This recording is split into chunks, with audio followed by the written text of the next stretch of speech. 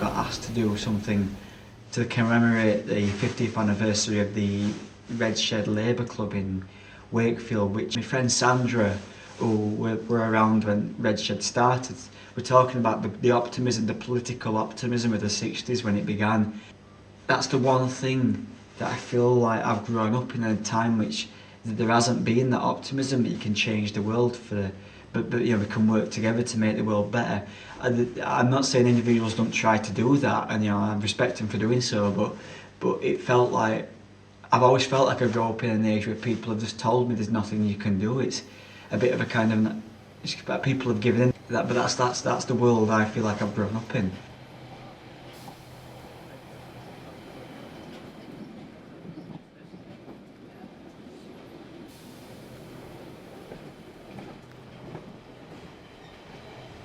I grew up in a really big, initially quite poor family.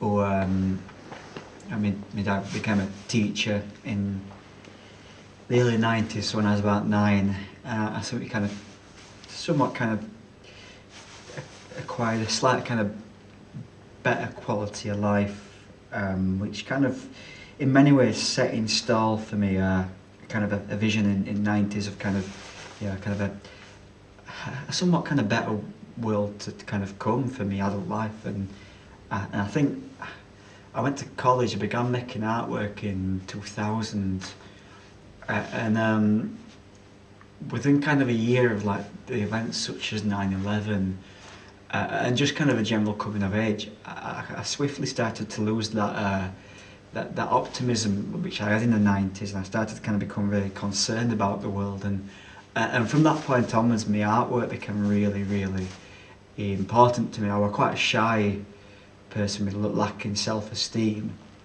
so kind of getting on in the world by other means I always found very, very hard. I work 5 days a week, and I just about find enough time to still do what I want to do, basically.